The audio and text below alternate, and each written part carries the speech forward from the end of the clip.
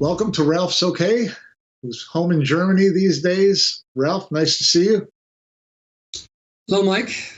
Good to see you. So, Ralf, you were inducted into Hall of Fame in 2011, and you were the first European male player to be in the BCA Hall of Fame. So that must have been a special night. Yeah, absolutely. I mean, I was completely overwhelmed when I got the news that I was inducted into the BCA Hall of Fame. I didn't really, care too much about being the first European male player or not, but obviously, it still made me somehow proud to be the first European male player. But I never really thought about it beforehand. So yeah, that was good. Yeah. Yeah. Well, this year, of course, is Shane Van Boening's year to be inducted into the BCA Hall of Fame.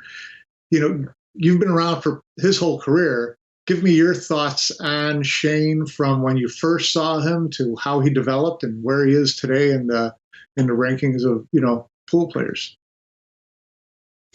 Well, obviously, I don't think he needs many things to say about. He's definitely a top 5 player still in the world today.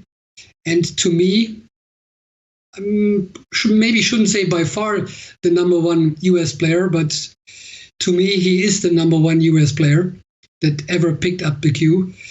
Obviously, I have not played against all of them. There are so many greats, but he is definitely the one that I could watch the most, that I have probably played the most. And by saying that, to me, there is no doubt that he is the number 1 US player that ever picked up a cue. Now, that's obviously only from the things that I've seen personally and from the experience playing against him. I'm not a big video watcher, and I know there are some other greats around, and I've played a lot of the all-time greats as well. But Shane, has developed a game in all the disciplines that I'm not even a regular competitor at. That's, he has the overall game. Yeah. Doesn't matter if it's 8-ball, 9-ball, 10-ball. Straight ball might be his weakest game, but it's still very, very strong. Not talking about bank pool, one pocket, and maybe there are some other games that I don't even have heard of. But he's on top in almost every discipline. Yeah. Now, when you first started to play, the Americans were the dominant players at that time. Who were the players that you watched the most, that you knew the most about, that you wanted to see play when you first started to get into international competition or consider international competition? Well, the first players that I've actually seen were Mike Siegel, Nick Warner, because they came to Europe and played in some events in Switzerland and Germany. Also, David Howard and Jim Rempe. I met them on one of my first trips to Asia in, I believe, Taiwan and Japan, that was in the late 80s. That was actually before I flew to the US for the very first time in '89. Those 4 were the ones that I had a chance to see before actually me coming over to the States. And I also played and met Steve Miserak, because he was part of the US players group when the first World Championship in Birmingham 1990 started, and so I had a chance to play against him as well. Wow. So, as we talk about the U.S. players over the past 50 years, I want to just talk about players that everyone's gotten a chance, in our generations have gotten a chance to actually see play. Give me your top 10 list of top U.S. players over the last 50 years. Well, obviously, I already mentioned Shane. He is on top of my list, and I actually had a little list prepared that I cannot find now. That's great. That's great news. Hold on, no, I get to it.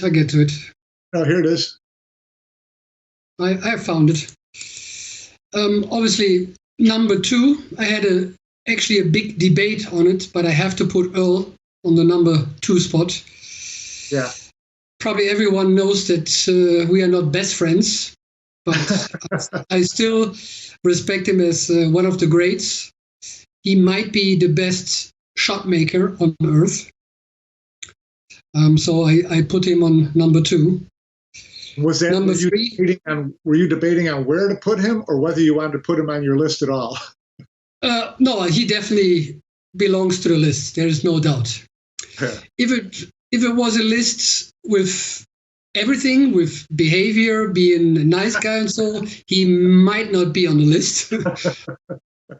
But no, as a player, definitely, yeah. Yeah. Number 3 is Johnny Archer. Well, he obviously dominated the 90s, more or less. And we had, plenty of battles, especially in the Mosconi Cup, which usually the bad end on my side. Great talent, also great overall game. Not too sure about banks or one pocket, but these are not my special disciplines either. So, talking the regular disciplines, 8-ball, 9-ball, 10-ball, straight pool. So he's my number 3. Number 4, I put Mike Siegel. As I mentioned earlier, he was one of the guys, or the very first guys that I ran into, because he visited Europe together with Nick Varner. Right. So great overall game. Always, great to watch. One of the great left-hand players. Yeah. And, big mouth. We all know that. Always talking and always trying to tell or let the crowd know, I got out of shape. But, even though the ball went straight into the pocket, when he splitted the pocket, he kind of did a funny move. But, never a doubt that he is in the top 10. Yeah. And so is my number 5, Nick Varner. Very cool, calm, collected player. Great overall player, including bank pool, one pocket, been on the Mosconi Cup several times. Nice guy. And so he's definitely there, one of the big greats. And so is my number 6, Buddy Hall. Probably the best position player on earth, especially in 9-ball. I mean, usually, within a foot to the next object ball. Also, very smooth player, great stroke. So he's definitely on there. Yeah. And so is my number 7, Rodney Rocket Morris. Great player, very loose, always up for a great story, for a joke. And call him a good friend of mine. And unfortunately, he's still playing, but he's not that active anymore as he could probably be. But great guy. Yeah. Then number 8, Corey Deuel, maybe an underestimated player, because he achieved a lot. U.S. Open champion, and he won other big events. But maybe he didn't get the recognition that he deserved, to be honest. But he's definitely in my top 10. And so is number 9, Dennis Hatch, another great left-hand player. He had a tough career. He had some tough environment where he grew up in, but still a great cueist. And we had our good and bad things on the table and off the table, but I respect him as a player, and I definitely see him there. Yep. And so is my number 10, Double J, Jeremy Jones. Maybe a surprise for some of you guys, but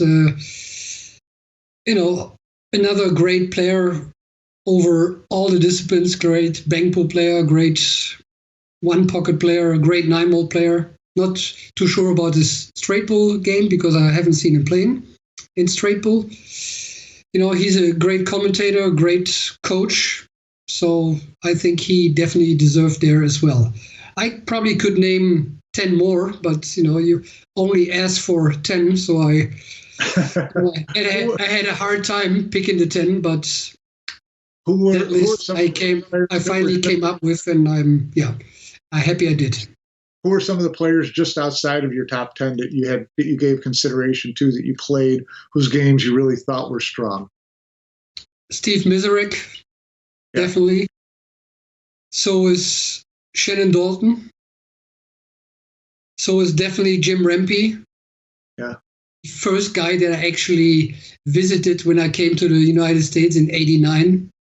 He also, would have deserved a spot in the top 10, but I thought there were 2-3 players that had slightly an edge over him.